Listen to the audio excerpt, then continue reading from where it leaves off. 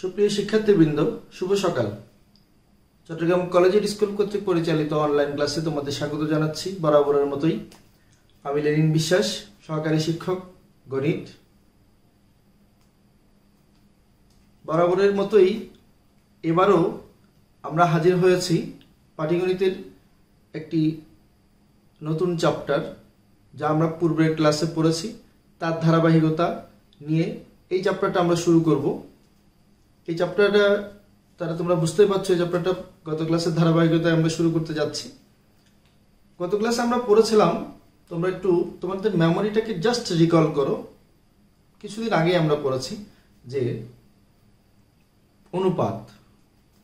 অনুপাত কি, দুটো রাশির মধ্যে সম্পর্ক আমরা পড়েছিলাম। ভগ্নাংশ পড়েছিলাম, ভগ্নাংশের মধ্যে লব এবং হরের মধ্যে সম্পর্ক পড়েছিলাম। এবারও আমরা লব এবং হরের মধ্যে সম্পর্কগুলি পড়ব, কিন্তু অনুপাত পড়ার পরের ধাপে আমরা যাব। সেই ধাপটা হচ্ছে, আমরা বোর্ডের মধ্যে একটু যাই, সমানুপাত। আমরা আলোচ্য বিষয় ঠিক করেছি আজকে তিনটা আলোচ্য বিষয়ে আমাদের অনেক গুরুত্বপূর্ণ টপিক এখানে থাকবে। সেই গুরুত্বপূর্ণ টপিকগুলো নিয়ে আমরা আলোচনা করব, বেশ কিছু অঙ্ক করব, এবং অঙ্ক করার পরে এই অঙ্কগুলো কিভাবে প্রয়োগ হতে পারে সেই প্রয়োগগুলি আমরা একটু দেখব। আমরা অবশ্যই আজকে পাঠ্য বইয়ের অঙ্ক করব। প্রথমে আছে সমানুপাত, এরপর আছে ত্রৈরাশিক, এরপর হচ্ছে ক্রমিক সমানুপাত। তাহলে সমানুপাত কি, এটাকে যদি আমরা একটু করে বিশ্লেষণ করি বাংলা ভাষার মতো, সমান অনুপাত। একটু করে লিখি একটু, সমান অনুপাত।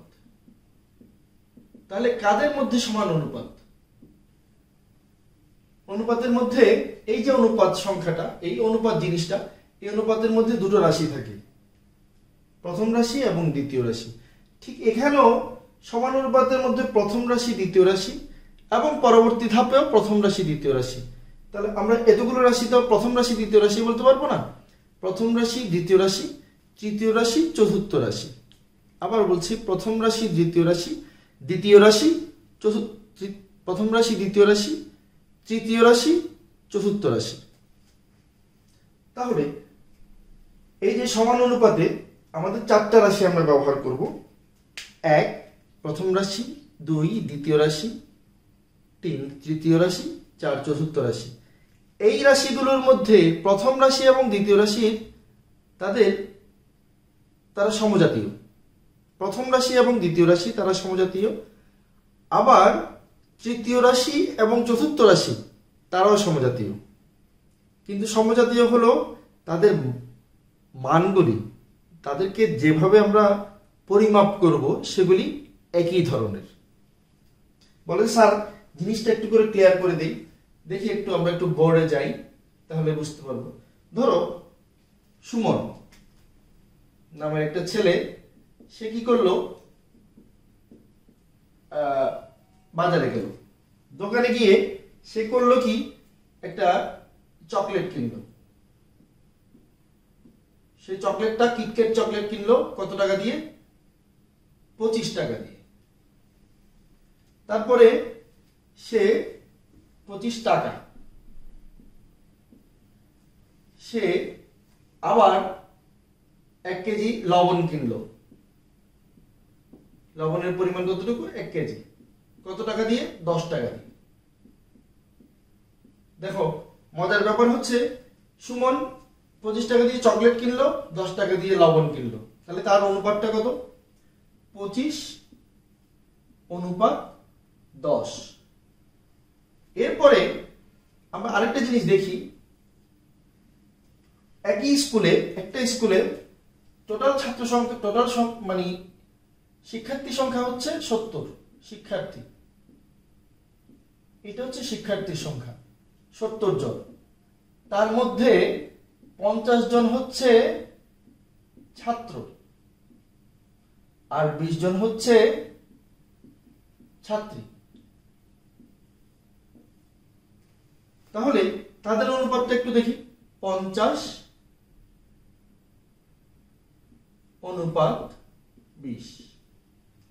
তাহলে তারা সমান।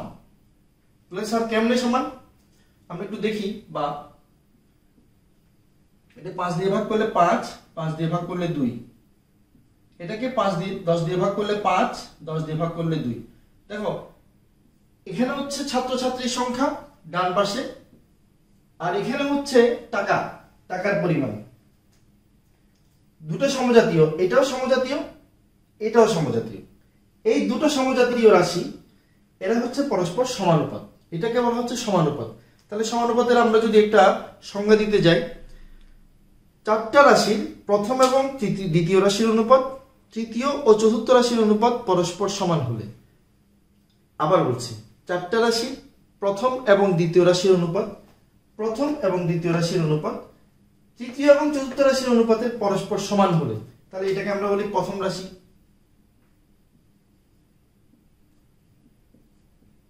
এটাকে বলি দ্বিতীয় রাশি, এটাকে বলি তৃতীয় রাশি,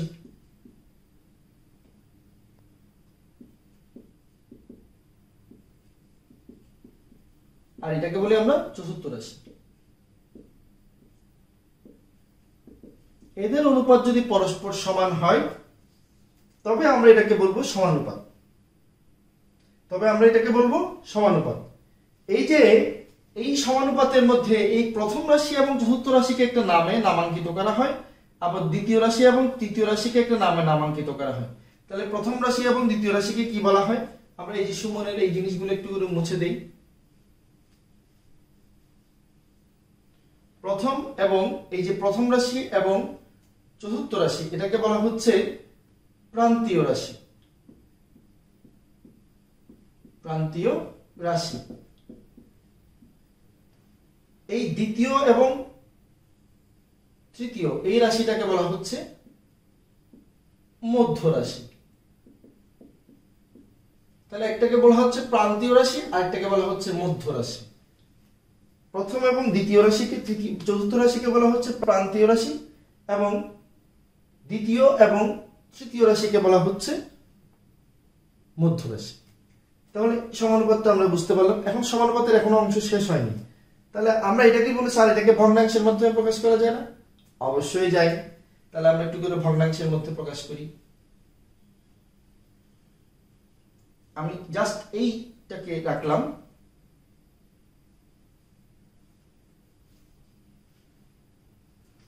তাহলে 5/2 সমান আমরা লিখতে পারি 5/, এটাও 5/2, এটা ভগ্নাংশের মাধ্যমে। এই সমানুপাতকে সমান দিয়ে প্রকাশ করা হয়, অথবা এটাকে লেখা হয় ডবল, এই যে 5/2, এভাবেও প্রকাশ করা হয়। সাধারণত আমরা এভাবে প্রকাশ করে থাকি। ঠিক আছে? তাহলে সমানুপাত কি আমরা পড়লাম।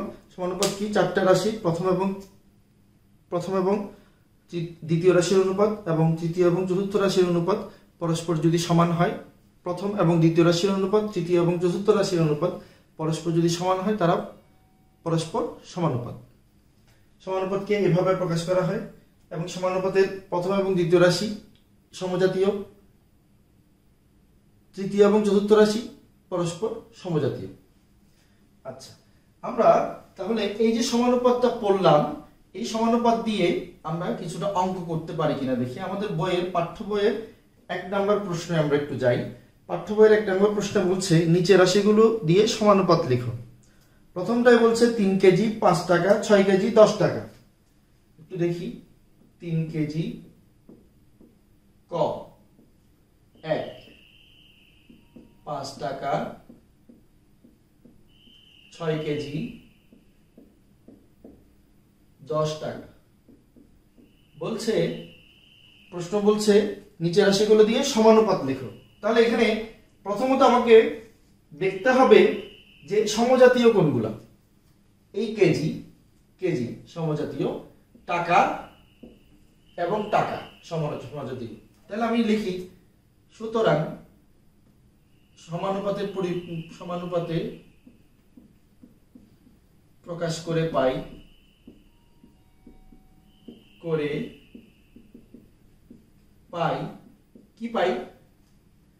3:6। সমানুপাত 5:10। বলে স্যার এটাকে ভাগ করবেন না, এটাকে কোনো কিছু দিয়ে ভাগ যায়? হ্যাঁ, 2:1, তাহলে এটাকে লিখতে পারি আমরা 3 দিয়ে যদি ভাগ করি 1:2 সমানুপাত 1:2। তাহলে এটা একটা সমানুপাত আমরা প্রকাশ করলাম। তাহলে খ, গ, ঘ, উ যাই আছে সবগুলো একই রকমের, মানে আমার সমান রকমের জিনিসগুলোকে এক জাতীয় করতে হবে, সমজাতীয় করতে হবে, এবং বাকি সমানটাকে অন্য পাশে নিয়ে যেতে হবে। আচ্ছা, 1 নাম্বার গেল। আমরা একটু 3 নাম্বারে যাই। এখানে একটা বলছে শূন্যস্থান পূরণ করো। আমরা একটু শূন্যস্থান পূরণের মধ্যে যাই, কিভাবে আমরা শূন্যস্থান পূরণ করতে পারবো। 3 নাম্বার অঙ্ক, বইয়ের মধ্যে পাঠ্য বই। আমি এখন পাঠ্য বই করছি, আমরা পাঠ্য বইয়ের জিনিসগুলোকে সমাধান করার চেষ্টা করছি। 3-এর আমরা ক করি, প্রথমটাই করি। 3-এর ক বলছে দেখো 11:25 11:25 সমানুপাত খালি ঘর অনুপাত 50। তাহলে এটাকে আমাকে সমানুপাতে প্রকাশ করতে হবে, বা খালি ঘরটাকে বের করতে হবে। 11/25 সমান খালি ঘর উপরে নিচে 50। আমি যদি এটাকে আড়াআড়ি গুণ করি তাহলে 25 গুণ খালি ঘর সমান 50 গুণ 11, বা খালি ঘর সমান 50 গুণ 11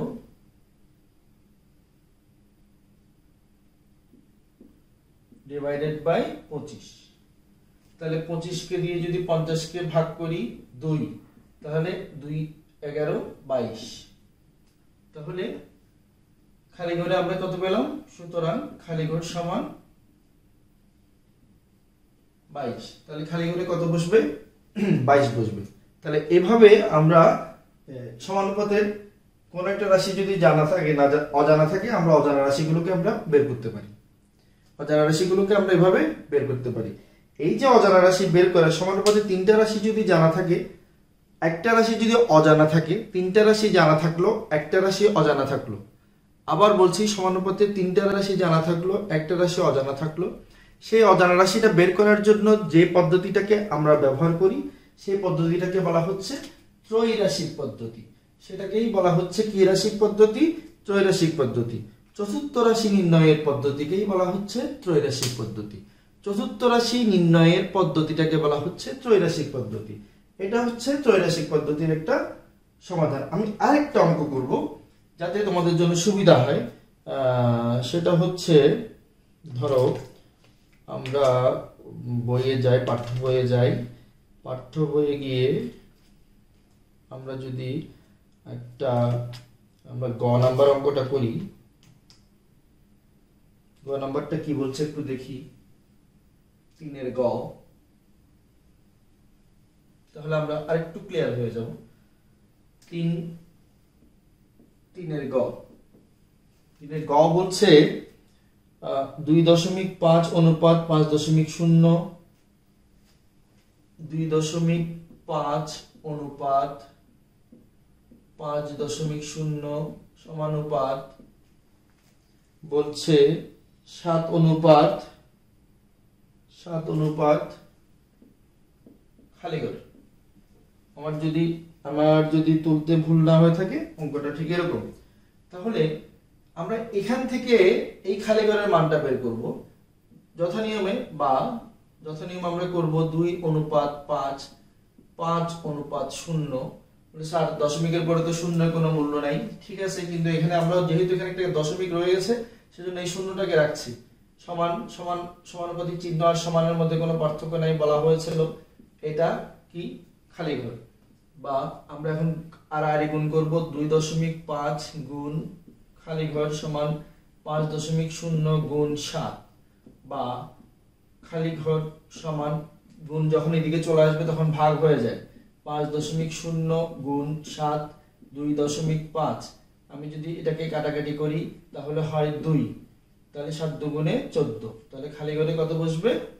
সুতরাং খালি ঘরে বসবে 14। এই হলো আমার ত্রৈরাশিক, মানে আমি চতুর্থ একটা রাশি বের করলাম। সমানুপাতে 3টা রাশি দেয়া থাকলে একটা রাশি আমরা বের করতেই পারি, চতুর্থ রাশি। সেটা প্রথম রাশি বের করতে বলতে পারে, তৃতীয় 3টা রাশি দেয়া থাকলো, বললো প্রথম রাশিটা বের করো। এখানে খালি ঘর দিতে পারতো, এখানে খালি ঘর দিতে পারতো, এখানে খালি ঘর দিতে পারতো, বা এখানে খালি ঘর দিতে পারতো। আশা করি বোঝা গেছে। তাহলে 3 নাম্বার প্রশ্নটা বোঝা গেছে। আমরা 1 নাম্বার করলাম, 3 নাম্বার করলাম। আমরা একটু 4 নাম্বার কোয়েশ্চেনে যাব। 4 নাম্বার কোয়েশ্চেনটা বলছে একই রকমের। আমরা একটু 4 নাম্বার কোয়েশ্চেনটা একটু যাই পড়ি, তাহলে জিনিসটা ক্লিয়ার হবে যে 4 নাম্বার কোয়েশ্চেনটা কি বলতে চাচ্ছে। আমরা একটু দেখি। 4 নাম্বার কোয়েশ্চেন বলতে চাচ্ছে, বলছে নিচের রাশিগুলোর চতুর্থ সমানুপাতি নির্ণয় করো। নিচের রাশিগুলোর চতুর্থ সমানুপাতি নির্ণয় করো। 4 চতুর্থ সমানুপাতি প্রথমটাই আমরা একটু করে করি। সেই প্রশ্নটা বলছে 5, 7, 10। 3টা রাশি দেওয়া আছে, 5, 7, 10। চতুর্থ রাশি নির্ণয় করতে বললো। তাহলে আমরা একটু করে দেখি চতুর্থ রাশি কিভাবে নির্ণয় করব। তো আমরা একটা ফর্মুলা করি। তাহলে বলেছিলাম 5:2 সমান, আমরা পড়েছিলাম 5:2 এভাবে পড়েছিলাম, বা 5/2 সমান পড়েছিলাম 5/2, বা তাহলে এটা প্রথম রাশি, এটা দ্বিতীয় রাশি, এটা তৃতীয় রাশি, এটা চতুর্থ রাশি। তাহলে আমরা যদি এটাকে এভাবে লিখি, প্রথম রাশি গুণ চতুর্থ রাশি সমান দ্বিতীয় রাশি গুণ তৃতীয় রাশি, তাহলে আমাদের মনে হয় এই সমস্যাটা সমাধান করা যাবে। তাহলে প্রথম রাশিকে চতুর্থ রাশি দিয়ে গুণ করার পরে, দ্বিতীয় রাশিকে তৃতীয় রাশি দিয়ে গুণ করার পরে তাদের জিনিসগুলো সমান হবে। কিরকম দেখো, 5কে যদি 2 দিয়ে গুণ করি তাহলে 10, 5কে 2 দিয়ে গুণ করলেও 10। তাহলে আমরা এখানে দেখি একটু, এখানে প্রথম রাশি সমান 5, দ্বিতীয় রাশি সমান 7, তৃতীয় রাশি সমান 10, চতুর্থ রাশি, আমরা চতুর্থ রাশিকে ক ধরলাম, ক ধরে নিলাম, ধরি। তাহলে আমরা জানি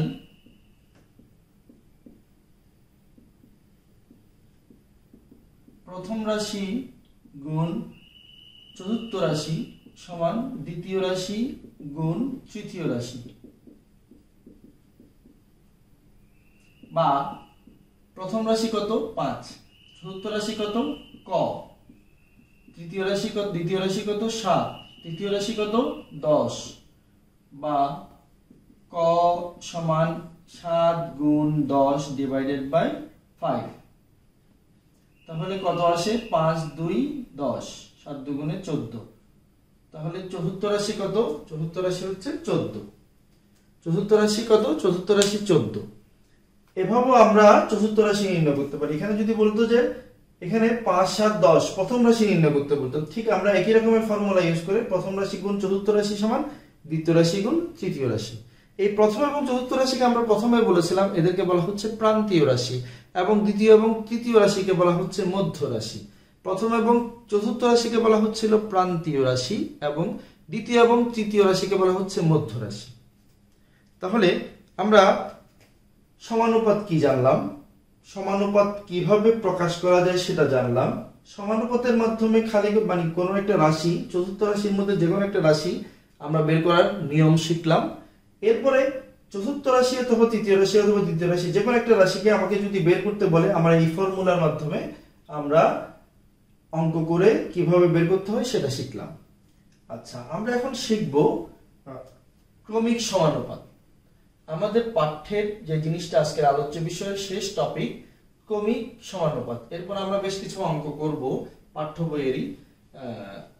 তার আগে আমরা ক্রমিক সমানুপাত সম্পর্কে একটু জানি।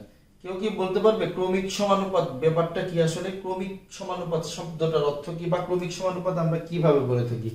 আমরা কন্টিনিউড প্রপোর্শন বলে থাকি। কন্টিনিউড প্রপোর্শন, ক্রমিক সমানুপাতি বলা হচ্ছে। এটা কি? তিনটা রাশির প্রথম এবং দ্বিতীয় রাশির অনুপাত এবং দ্বিতীয় এবং তৃতীয় রাশির অনুপাত যদি কি হয়, পরস্পর সমান হয়।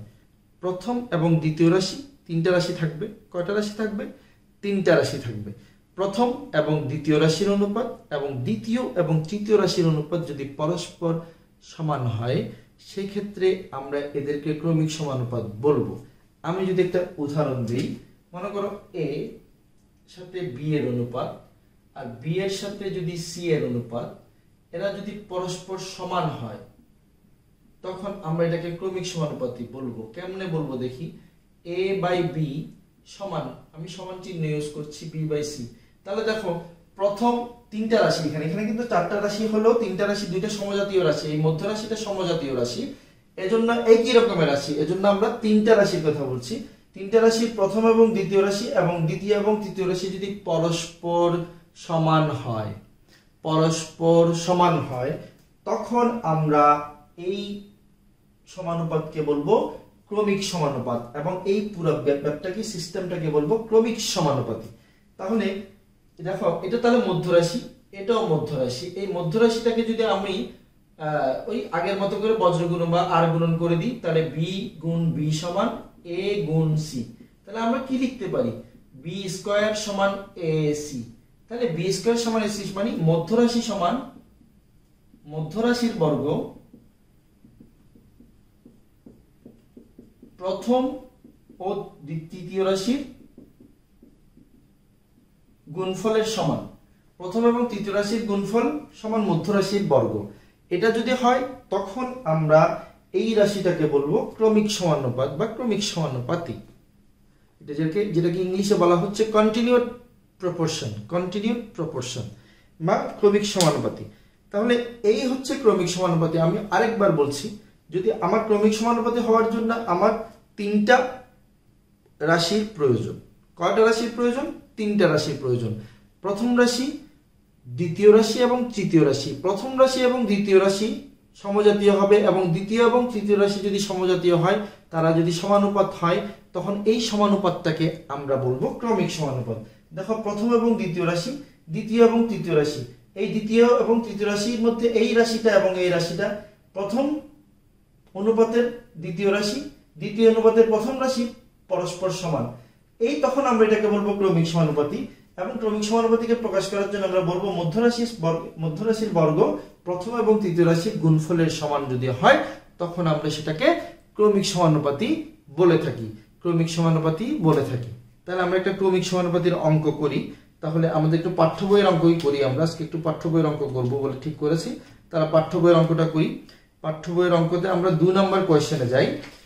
2 নম্বর কোয়েশ্চেনটাতে বলছে, নিচের ক্রমিক সমানুপাতের প্রান্তীয় রাশি দুটি দেওয়া আছে, সমানুপাত তৈরি করো। নিচের ক্রমিক সমানুপাতের প্রান্তীয় রাশি দুটি দেওয়া আছে, তোমাকে বলছে সমানুপাত তৈরি করো। তাহলে আমার এখানে প্রশ্ন, আমি একটু বোর্ডটা মুছে আমরা যে কাজটা করব সেটা হচ্ছে 2 নম্বর প্রশ্ন, 2 নম্বরের ক। আমি একটা অঙ্ক করব, তোমাদের ইয়াতে দুটো অঙ্ক করতে পারি আমরা। প্রথম কথাটা বলছে 6 এবং 24। 6 এবং 24 প্রশ্নটা বলছে, আমরা প্রশ্নটা আরেকবার পড়ি। নিচের ক্রমিক সমানুপাতের প্রান্তীয় রাশি দুটি দেওয়া আছে। প্রান্তীয় রাশি বলতে প্রথম রাশি এবং তৃতীয় রাশি দেওয়া আছে। আমাকে বলছে সমানুপাত, ক্রমিক সমানুপাত তৈরি করতে হবে বা সমানুপাতটাকে তৈরি করে নিতে হবে। তাহলে আমরা কিভাবে সমানুপাতটাকে তৈরি করে নেব দেখি। দেওয়া আছে প্রথম রাশি সমান 6, তৃতীয় রাশি সমান 24। তাহলে আমরা জানি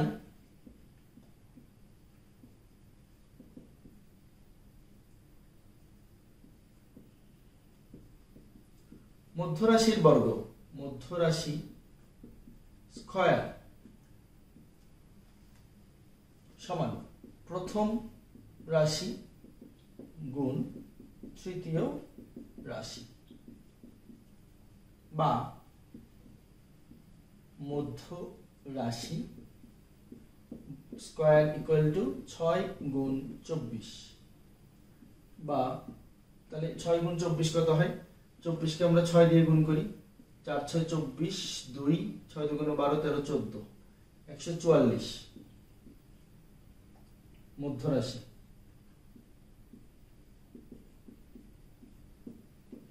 সুতরাং মধ্য রাশি সমান 144। তাহলে 144 এর বর্গমূলটা বের করো। আমার কাছে মনে হয় সেটা 12। আমার কাছে যদি ভুল হয়ে না থাকে তাহলে সেটা হচ্ছে 12। আমি একটু ক্যালকুলেটরটা দেখি। হ্যাঁ, সেটা হচ্ছে 12। তাহলে এখন এই যে 12 মধ্য রাশিটার পরিমাণ হচ্ছে 12, এটাকে আমাকে বলছে, প্রশ্ন বলছে দেখো ক্রমিক সমানুপাতের প্রান্তীয় রাশি দুটি দেওয়া আছে সমানুপাত তৈরি করতে। তাহলে সমানুপাতটা কি হবে? সুতরাং সমানুপাতটি হবে 6 অনুপাত, এটা প্রথম রাশি, তাহলে দ্বিতীয় রাশিটা 12 সমানুপাত 12 অনুপাত 24। এটাই হচ্ছে আমার বলে। স্যার এটা কিভাবে হলো? এটা হচ্ছে মধ্য রাশি, এটাও মধ্য রাশি, বলেছিলাম এটা মধ্য রাশি, যেটা আমার অজানা রাশি সেটা মধ্য রাশি। এই মধ্য রাশিটা হচ্ছে 12, 6 অনুপাত 12 সমান 12 অনুপাত 24। এটাই হচ্ছে আমার ক্রমিক সমানুপাত। কিভাবে ক্রমিক সমানুপাতটা বের করতে হয় সেটা প্রসেসটা কি, সেটা নিয়মটা আমি আরেকবার বলছি। তোমাকে যদি দুটো সংখ্যা দেওয়া থাকে, তোমাকে বললো মধ্য রাশি বের করো, তাহলে সোজা, খুব সোজাভাবে আমরা সূত্রের মাধ্যমে করে ফেলতে পারি। যদি বলে যে ক্রমিক সমানুপাতি নির্ণয় করে সমানুপাতটা নির্ণয় করো, ক্রমিক সমানুপাতি এটা সমানুপাতটা নির্ণয় করো, তাহলে একই রকম করে আমরা প্রথম রাশি ধরে নিলাম, এটা তৃতীয় রাশি। এই দুটো রাশি হচ্ছে প্রান্তীয় রাশি। এই প্রান্তীয় রাশি দুটার গুণফল মধ্য রাশির বর্গের সমান। তাহলে মধ্য রাশির বর্গ সমান প্রথম রাশি গুণ তৃতীয় রাশি। প্রথম রাশির মান বসিয়ে দিলাম, তৃতীয় রাশির মান বসিয়ে দিলাম, মধ্য রাশি স্কয়ার। তাহলে মধ্য রাশি স্কয়ার যেরকম রাখলাম আছে সেরকম রাখলাম, যতক্ষণ পর্যন্ত না এটা গুণ হয়। গুণ করার পরে মধ্য রাশি সমান রুট ওভারে চলে গেলাম। রুট ওভার মানে এটা বর্গমূল, বর্গমূল চিহ্নে চলে গেলাম। এই বর্গমূলটা হচ্ছে কার উপর বর্গমূল? ডান পক্ষের যে মানটা আমরা পেয়েছি সেটার উপর বর্গমূল। তাহলে বর্গমূল করার পরে রুট ওভার 144, 144 এর মানটা হচ্ছে 12। তাহলে এই 12টা হচ্ছে যে তোমার মানে প্রথম রাশির পরে যে মধ্য রাশি, সেই মধ্য রাশিটা বলেছিলাম ক্রমিক সমানুপাতের সংজ্ঞা দেওয়ার সময়। ক্রমিক সমানুপাত সেটাই হবে, সেটা প্রথম রাশি এবং দ্বিতীয় রাশির অনুপাত, এবং দ্বিতীয় রাশি এবং তৃতীয় রাশির অনুপাত কি হবে? পরস্পর সমান হবে। তৃতীয় রাশির অনুপাত পরস্পর যদি সমান হয় তখন আমরা সেটাকে বলবো ক্রমিক সমানুপাত। আবার এই সমানুপাতটাকে বলবো ক্রমিক সমানুপাতি। আমরা আরেকটা অঙ্কের মধ্যে যেতে পারি যদি তোমরা চাও। মনে হয় না লাগবে, কারণ দুটো প্রান্তীয় রাশি দেয়া থাকবে। আরেকটা মধ্য রাশি যদি বের করতে হয় তুমি সব ফর্মুলা দিয়ে সরাসরি এই অঙ্কটা করে ফেলতে পারো। আচ্ছা, তাহলে আমাদের সমানুপাত ত্রৈরাশিক, তারপরে ক্রমিক সমানুপাত কিভাবে নির্ণয় করতে হয় এবং ক্রমিক সমানুপাতের ব্যবহারটা কোথায় কি সেটা আমরা সম্পর্কে জানলাম। এখন আমরা পাঠ্য বইয়ের কয়েকটা অঙ্ক করার চেষ্টা করি। এই পাঠ্য বইয়ের অঙ্কগুলো করলে আমরা বাকি অংশটা সম্পর্কে জানতে পারবো।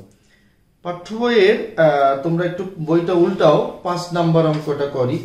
প্রথমে 5 নাম্বার যে প্রশ্নটা বলা আছে সেটা একটু করে করি, তারপর আমরা পরবর্তী কোশ্চেনে যাব। 5 নাম্বার প্রশ্নটা বলছে 15 কেজি চালের দাম 600 টাকা হলে এরূপ 25 কেজি চালের দাম কত? 15 কেজি চালের দাম, আমার এখানে বলছে পাঠ্য বইয়ের 5 নাম্বার কোশ্চেন। 15 কেজি চালের আমি একটু করে এখানে লিখি, চাল হচ্ছে 15 কেজি। প্রথম ক্ষেত্রে বলছে 15 কেজি চালের দাম কত? মূল্য হচ্ছে 600 টাকা। তাহলে আমাকে বের করতে বলছে 25 কেজি চালের দাম কত? 25 কেজি চালের দাম কত? মূল্যটা আমাকে বের করতে হবে। তাহলে দেখো একটু ভালো করে খেয়াল করো, আমি এটাকে একটা ছকের মাধ্যমে দেখাচ্ছি যাতে সুবিধা হয়।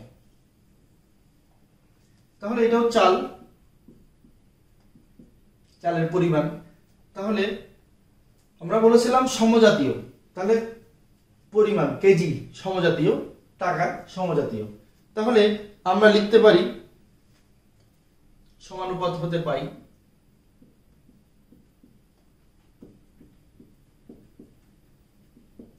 15:25 সমজাতীয় জিনিসের জন্য। এরপরে 600 অনুপাত, আমি অজানা রাশিটাকে ক ধরলাম, এটা আমরা এটাকে বললাম ক, তাহলে আমি ক এর মান বের করব, বা 15:25 সমান 600 ক, বা 15 ইন্টু ক সমান 600 গুণ 25 আগের মতে, বা ক সমান 600 গুণ 25 15, 4 15 60, এটা তাহলে 40 হবে। 40 কে 25 দিয়ে গুণ করলে 4 25 100 1000, তাহলে কয়ের দাম কত? 1000। তাহলে আমার এখানে কত হবে? তোমার চালের মূল্য 25 কেজি চালের মূল্য কত হবে? 25 কেজি চালের মূল্য হবে 1000 টাকা। তাহলে এটাই হচ্ছে আমার বলছে 15 কেজি চালের দাম যদি 600 টাকা হয়, এর 25 কেজি চালের দাম কত? তাহলে 25 কেজি চালের দাম হবে। এখন তুমি বলে স্যার আমি সমানুপাত, তোমাকে তো প্রশ্নের মধ্যে সমানুপাত ব্যবহার করে বলতে নাও পারে, তো তোমাকে বললো এটার দাম বের করার জন্য, তখন তুমি কি করবে? স্যার আমি তো ঐকিক নিয়মে করতে পারি। হ্যাঁ করতে পারো। 15 কেজি চালের মূল্য 600 টাকা, 1 কেজি চালের মূল্য কত? 25 কেজি চালের মূল্য কত? করতে পারো, কোনো সমস্যা নেই। কিন্তু তো আমরা সমানুপাত ব্যবহার করে এই জিনিসগুলোকে সমাধান করতে পারি। সেই জিনিসটা আমরা দেখলাম যে সমানুপাত ব্যবহার করে এইসব অঙ্কের ঐকিক নিয়মের অঙ্কগুলি আমাদের সমাধান করা যায় সমানুপাত ব্যবহার করে। আচ্ছা, তাহলে আমরা 5 নাম্বার অঙ্কটা করলাম, আশা করি তোমরা তুলে নিয়েছো।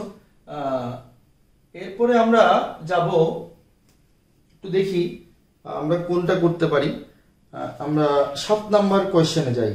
7 নাম্বার কোশ্চেনটা বলছে, দেখো, কবির সাহেবের 3 পুত্রের বয়স যথাক্রমে 5 বছর, 7 বছর এবং 9 বছর। তিনি 4200 টাকা দিয়ে 3 পুত্রকে তাদের বয়স অনুপাতে ভাগ করে দিলেন। তিনি 4200 টাকা 3 পুত্রকে তাদের বয়স অনুপাতে ভাগ করে দিলেন। কে কত টাকা পাবে? কে কত টাকা পাবে? তাহলে আমরা 3 পুত্রের বয়সটা একটু আগে লিখি। এটা হচ্ছে 7 নাম্বার। প্রথম পুত্রের বয়স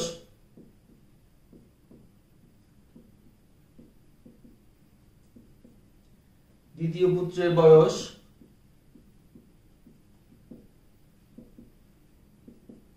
তৃতীয় পুত্রের বয়স।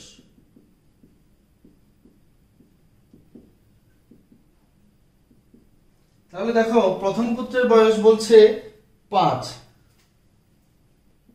বছর, 7 বছর, এরপরে বলছে 9 বছর। তাদেরকে কত টাকা ভাগ করে দেয়?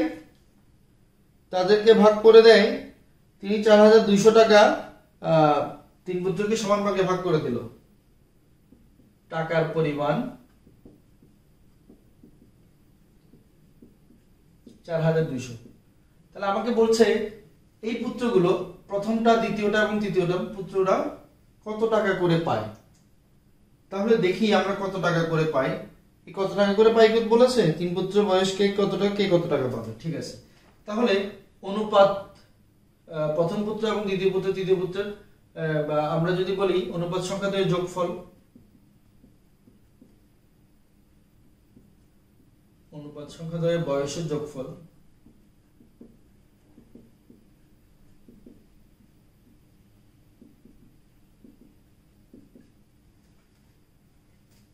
পাঁচ যোগ 7 যোগ 9 বছর। তাহলে 9 7 16, 16 আর 5 21 বছর। তাহলে দেখো এটা যোগফলটা বের করলাম, বের করার পর আমাকে প্রথম পুত্র পাই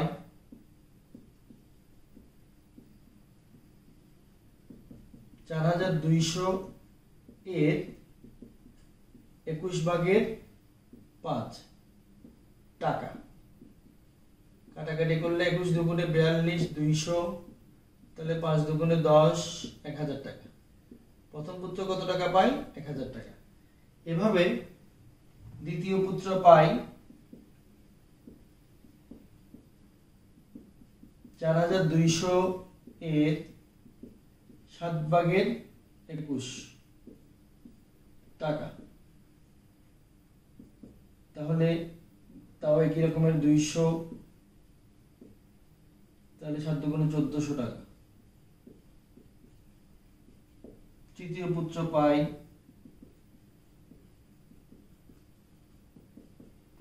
4200 গুণ 9/21 টাকা। তাহলে 200 9 দুগুণ 1800 টাকা।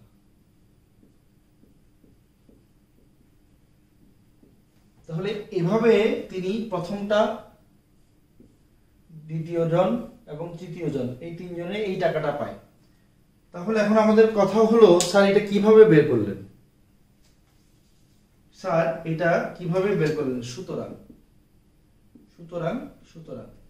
স্যার এটা কিভাবে বের করলেন? আমাকে এখানে প্রশ্ন বলছে কবির সাহেব 3 পুত্রের বয়স, কবির সাহেবের 3 জন পুত্রের বয়স যথাক্রমে 5 বছর, 7 বছর এবং 9 বছর। প্রথম পুত্রের বয়স 5, তারপরের জনের 7, তারপরের জনের 9।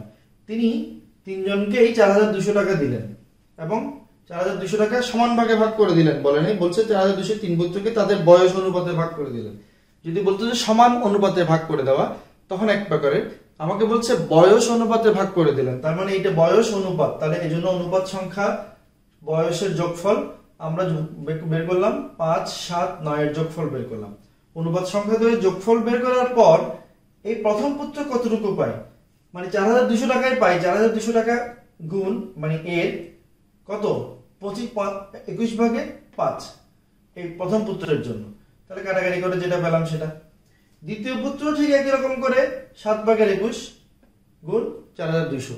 এরপরে তৃতীয় পুত্র 4200 গুণ এখানে এর হবে, গুণ আর এর কোনো পার্থক্য নাই, এখানে এর সংখ্যাটা হবে এর 9/21 টাকা যা পেল। এটাকে যোগ করলে তুমি আবার 4200 টাকা পাবে, 1800 1400 1000, তার মানে 4200 টাকা। এভাবে কবির সাহেব তার সমস্ত সম্পত্তি বা তার যে পরিমাণ টাকাটা ছিল সেই পরিমাণ টাকাটা তার সন্তানদের মধ্যে বয়স অনুপাতে ভাগ করে দিয়েছেন। কি অনুপাতে ভাগ করেছেন? বয়স অনুপাতে ভাগ করেছেন। এজন্য এটা আমরা সমানুপাতের মাধ্যমে, অনুপাতের মাধ্যমে আমরা এটাকে প্রকাশ করেছি। আচ্ছা, আমরা গেলাম 5 নাম্বার 7 নাম্বার। বাকি অঙ্কগুলি একই রকমের দেখতে, একই রকমের। আশা করি আমরা এই চ্যাপ্টারের মোটামুটি একটা পর্যায়ে পৌঁছাতে পেরেছি আজকের আলোচনার পর। সেটা হচ্ছে আমরা একটু রিভিউ করি। আমরা প্রথমে সমানুপাত সম্পর্কে পড়েছি। সমানুপাত কি, সমানুপাত কি কি হতে পারে।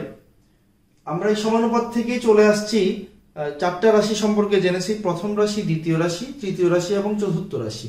প্রথম রাশি, দ্বিতীয় রাশি, তৃতীয় রাশি এবং চতুর্থ রাশি। আমরা বলেছি প্রথম রাশি এবং চতুর্থ রাশিকে প্রান্তীয় রাশি, দ্বিতীয় রাশি এবং তৃতীয় রাশিকে মধ্য রাশি বলেছি। এবং এখান থেকে যে কোনো একটা রাশির মান যদি, 3টা রাশির মান যদি দেয়া থাকে, তাহলে আমি যে কোনো একটা রাশির মান বের করেছি। ওই রাশিটার মান বের করার পদ্ধতিটাকে বলা হচ্ছে বা নিয়মটাকে বলা হচ্ছে ত্রয়ী রাশি। এরপরে আমরা বলেছি যে কোনো 3টা রাশি যদি দেয়া থাকে, তাদের মধ্যে যদি প্রথম রাশি, দ্বিতীয় রাশি, আবার দ্বিতীয় রাশি এবং তৃতীয় রাশির মধ্যে একটা সম্পর্ক তৈরি হয়, এই সম্পর্কটা একটা অনুপাত প্রকাশ করে, তখন আমরা এটাকে বলেছি ক্রমিক সমানুপাতি। আমরা বলেছিলাম B square equal to AC দিয়ে আমি দেখিয়েছি।